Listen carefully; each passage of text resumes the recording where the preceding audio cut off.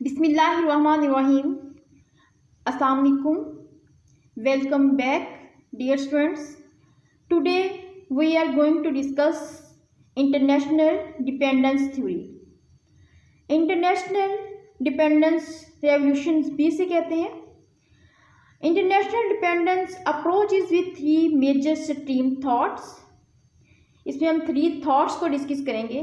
The new classical dependence models, false paradigm model, and the third is dualistic development thesis.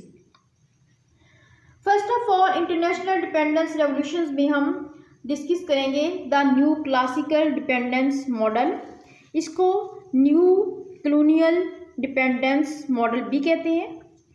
This model basically analysis the dynamics of under development, examines internal and external structures, and describe the dependence and dominant relationship among poor and rich economies.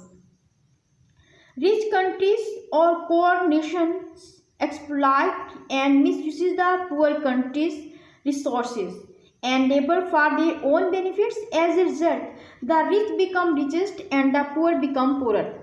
Poor countries or low income countries function through landlords, lead class, certain political groups who directly or indirectly act and serve the policies of foreigners, IMF and World Bank, and creating the cycle of dependency that contributes towards inequality and poor economic growth at the global level. इस model में ये discuss किया गया है कि obviously rich countries जो होते हैं वो यूडीसीज को निगलेक्ट करते हैं, एक्सप्लॉइट करते हैं और यूडीसीज जो है वो बज़ाहिर तो इंडिपेंडेंट होते हैं लेकिन वो इंडिपेंडेंट जो है रियल में नहीं होते हैं। जैसे कि अगर हम पाकिस्तान की बात कर लें तो पाकिस्तान जो है बरसगीर पाक हिंद पर काफ़ी अरसा तक जो है वो बरतानिया ने हुकूमत की और पाकिस्तान के आज़ाद होने के बाद भी ब्यूरोक्रेट सारे लोग जो थे ब्यूरोक्रेट के वो उन्हीं के बंदे थे और उन्हीं की पॉलिसियों को फर्दर इसी तरह से बाद में भी फॉलो किया जाता रहा। अब जो हमारी एलीट क्लास होती है वो भी इसमें काफ़ी हद तक अपना किरदार अदा करती है। इसमें जो है इस मॉडल में जो है वो अंडर डेवलप्ड कंट्रीज जो हैं वो जिस तरह इंटरनल और एक्सटर्नल उनको पॉलिसीज़ या स्ट्रक्चर जो है जिसके नीचे वो काम कर लेते हैं, जो पॉलिसियाँ उसको उनको अफेक्ट कर रही होती हैं उसके बारे में डिस्कस किया गया है कि किस तरह से जो है वो पुअर और रिच माशरे जो हैं उनके दरमियान जो है वो रिलेशन डोमिनेंट और डिपेंडेंस का रिलेशन जो है वो किस तरह का होता है और कैसे ये रिलेशन जो है वो कायम हुआ है और किस तरह से ये अभी तक चल रहा है। रिच कंट्रीज जो हैं या कि एलीट क्लास जो होती है वो क्या करते हैं, वो पुअर कंट्रीज का या पुअर क्लास का उनके रिसोर्सेज का और उनकी लेबर का मिसयूज़ करते हैं, उनको अपने फ़ायदे के लिए इस्तेमाल करते हैं, जिसके नतीजे में जो है एक गरीब जो है वो गरीब रहता है और अमीर जो है वो अमीर नहीं होता रहता है। और पुअर कंट्रीज़ में या लो इनकम कंट्रीज़ या लो इनकम क्लास होती है वो उनके ज़रिए वो किसके ज़रिए जो है वो लो रहते हैं। इसमें पुअर कंट्रीज़ में कौन लोग जो है वो काम कर रहे होते हैं, वो लैंडलॉर्ड्स होते हैं और पॉलिटिकल ग्रुप्स होते हैं और इसके अलावा इसमें ब्यूरोक्रेट्स होते हैं, इंटरप्रेन्योर्स होते हैं, लैंडलॉर्ड्स होते हैं, मर्चेंट्स होते हैं और मिलिट्री रूलर्स होते हैं, ट्रेड यूनियन लॉर्ड्स होते हैं, ब्यूरोक्रेट्स होते हैं। ये सारे वो लोग होते हैं जो एलीट क्लास से बिलोंग करते होते हैं। और ये लोग जो होते हैं एलीट क्लास जो होती है उनका इंटरेस्ट इन इक्वलिटी को बरकरार रखने में होता है कि यूडीसीज में इनइक्वलिटी जो है इनइक्वलिटी इसी तरह से रहे, क्योंकि ये बादशाह लोग होते हैं और ये बादशाहत अपनी कायम रखना चाहते हैं और इनकी बादशाहत तब भी कायम रहेगी जबकि इनइक्वलिटी होगी मुल्क में। क्योंकि जब इनके घरों में ये गरीब लोग इनके घरों में काम नहीं करेंगे, गरीब ही लोग ही नहीं होंगे तो इनके घरों में काम कौन करेगा। इनको कौन सल्यूट करेगा?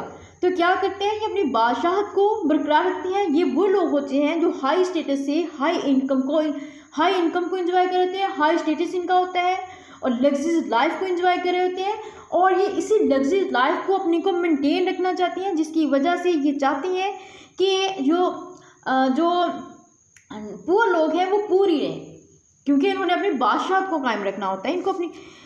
उन्होंने सेटअप इस तरह से सेट किया होता है। और डेवलपिंग कंट्रीज होते हैं, ये अपनी सेटिंग से इस तरह से करते हैं कि इनइक्वलिटीज़ जो है वो ज़्यादा से ज़्यादा हो, और ये लोग जो होते हैं ये इनइक्वलिटीज़ को यूडीसीज़ में भी क्रिएट करने की कोशिश करते हैं। और यूडीसीज़ जो है जब वो अंडर डेवलप होते हैं या पसमानदा ममालिक हैं, वो जब तक वो पसमानदा रहेंगे तो इसका फ़ायदा जो है डेवलपिंग कंट्रीज़ को होता रहेगा। वो इन्हें खाम मंडियों के तौर पर इस्तेमाल करते रहेंगे और इनकी जो लेबर है या इनके जो रिसोर्सेज हैं उनको मिसयूज़ करते रहेंगे, उनसे ज़्यादा से ज़्यादा फ़ायदा हासिल करते रहेंगे। और इसके अलावा ये ममालिक जो है यूडीसीज़ में ये समझा जाता था कि इनके अपने जो है यूडीसीज़ की अपने इंटरनल इश्यूज ऐसे होते हैं जिनकी वजह से मुल्क गरीब रहते हैं। ऐसा नहीं होता, बल्कि मेजर इशू जो है वो एक्सटर्नल इश्यूज होते हैं जिनकी वजह से इन ममालिक में जो है वो इनइक्वालिटी होती है और यूडीसीज़ जो हैं वो अंडर डेवलप ही रहते हैं।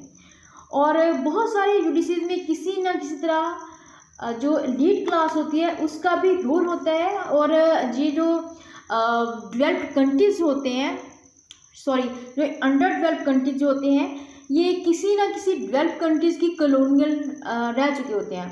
तो क्या करते हैं जो ये डेवलप कंट्रीज़ होती हैं, इन यूडीसीज़ की लीड क्लास को अपने कंट्रोल में किए होते हैं।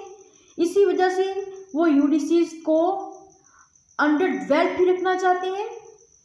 और जो लीड क्लास होती है, लीड क्लास लोग जो होते हैं वो अपने बेनिफिट्स को, अपनी पॉलिसियों को देखते हैं। वो ये नहीं देखते कि ये पॉलिसियाँ जो हैं हमारे मुल्क के बाकी लोगों के लिए फेवरेबल हैं या नहीं हैं, ये रूल्स जो हैं ये हमारे मुल्क के हालात के हिसाब से मैच कर रहे हैं, लोगों के फेवर में है या नहीं फेवर में। तो ये सिर्फ जो है अपनी एक शाहाना अंदाज़ ज़िंदगी को बरकरार रखने के लिए ये क्या करते हैं, ये उन पॉलिसियों को, उन रूल्स को अंधाधुंध फॉलो कर रहे होते हैं, जिसकी वजह से जो है वो बेनिफिट्स जो सारे हैं वो डेवलप कंट्रीज़ को हासिल हो रहे होते हैं। और यूडीसीज़ जो है यहाँ पे इनइक्वालिटी जो है वो ज़्यादा से ज़्यादा हो रही होती है। तो हम कह सकते हैं कि यूडीसीज़ को अगर हम सम अप करते हैं तो यूडीसीज़ को हम अंडर डेवलप रखने में यूडीसीज़ की लीड क्लास भी इंटरेस्टेड होती है, और वो भी इसे जो है वो इस इनइक्वालिटी को जो है बरकरार रखना चाहती है। और इसी तरह से डेवलप कंट्रीज़ भी यही चाहते होते हैं कि यूडीसीज़ जो है वो अंडर डेवलप ही रहें और उन्हें ज़्यादा से ज़्यादा बेनिफिट हासिल होता रहे। इसके साथ ही आज का लेक्चर ख़त्म हुआ। अपनी मैं रिहाना बदर को इजाज़त दीजिए। बहुत सारी दुआओं में याद रखिएगा, अपना बहुत सारा ख्याल रखिएगा और मेरे चैनल को सब्सक्राइब करना मत भूलिएगा। अल्लाह हाफिज़।